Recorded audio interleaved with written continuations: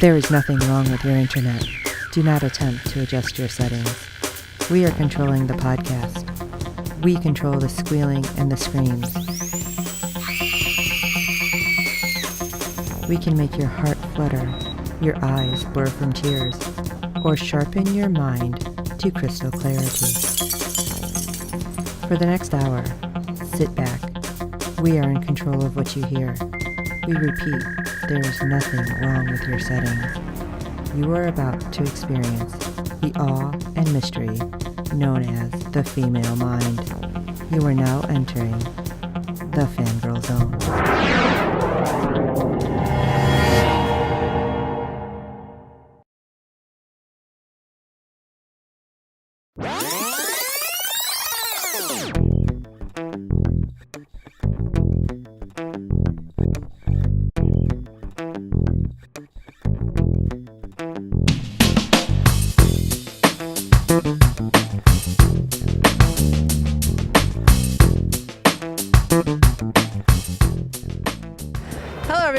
We are here today with James Ninnis and Sandy King Carpenter. Nailed it.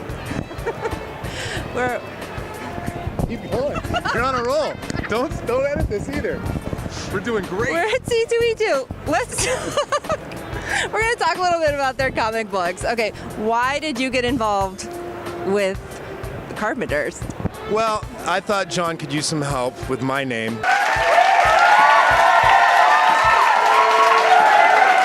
No, they were kind enough. We met at a few shows, and Sandy had read some of the independent stuff I'd done, and was very gracious enough to ask me to join in with the first Halloween night. Yeah. I'd read Insanity, Arizona in particular, and I thought that he could really rock a horror story for us. And he did. And that's how that whole association started. Yeah, I didn't screw up so bad. They invited me back for 2, and I'm still here. Now, Sandy, you're a writer with Asylum. Where do those ideas come from for that particular graphic novel? For Asylum, Thomas Ian Griffith had come to us with an idea. He had a character who had the gift of discernment, which in the Catholic Church is someone with the ability to discern both true innocence or true evil. And John and Thomas and I were working around ideas for how that could work, whether it could make a Jekyll and Hyde type character, what we could do with that. And in the process of developing those ideas, we came to the idea that it was actually a comic book instead of a TV or movie property. And we knew nothing about comics and decided to learn. We spent 2 years learning about comics before we launched our first comic book, Asylum. And the original writer on that was Bruce Jones. We had already created the character arcs, plot arcs, that kind of thing. Gave that to him, and he was gracious enough to teach us about writing for comics and what the differences were and that kind of thing. And eventually, I took over writing Asylum. But that was after a lot of patience on the part of people in the comic community who taught us how much we didn't know. Is it something that you'd ever want to put onto either the big screen or small screen? No, I think it's doing really well. It's just a comic right now. I don't think that all comic books make great movies. I don't think all movies make great comic books. I think what we really wanted, we knew we had fans in the comic community, in the gaming community. We know we cross over, but I think it's a matter of choosing the right story for the right medium. And Asylum works really great in comics. It might make a great game at some time because it has multi-layered universe. But it's where it belongs right now. And you were telling me earlier that you are now part of the Halloween, you're going to have your own story arc. Yes. So you want to tell us a little bit about that? Yeah, I'm very excited.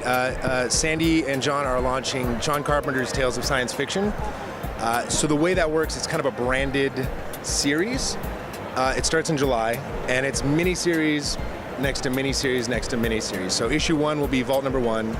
That'll go for 3 issues for July, August, September, and then in October a new miniseries will start. Vault is the first, and I'm excited. I'm nervous.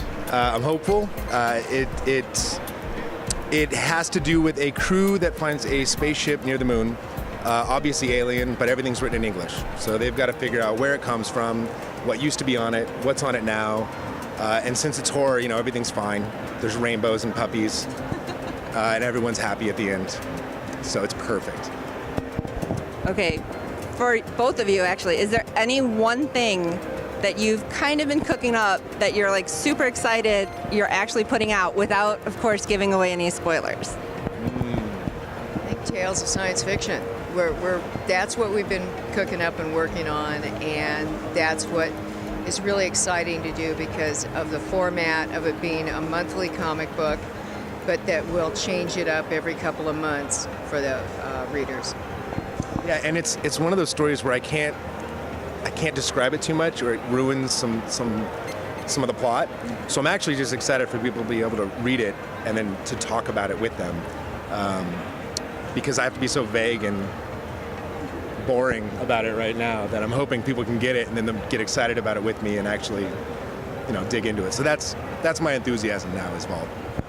One final question, only because I've seen this happen in a couple different comic books. Do you have anybody in your real life that you're putting into your comic book but not necessarily naming it after that person? Oh, every book I've ever written, every character is based on someone I know. I have to. It's the only way I can not write two-dimensional characters.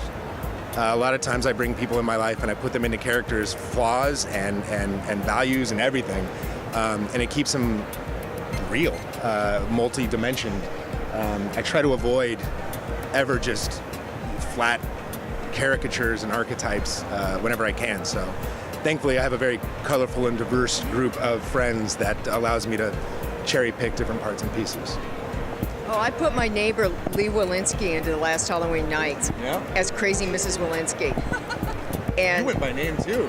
oh, I did. I named her, and she got so excited that Mrs. Walensky was in there. And of course, the character was nothing like her, but she got very excited that Mrs. Walensky was the crazy lady who tells everybody that aliens are landing and they don't believe her, and of course they are. She never did that. No, but I wish she would. Yeah. Okay, thank you. So we're looking for the Halloween in October, correct? Yes, Halloween Nights in October and Vault in July. All right. And then the next Asylum we're going to see? Next Asylum will be out at the start of next year. That'll start the third arc. Thank you so much for your time. Thank you. Thank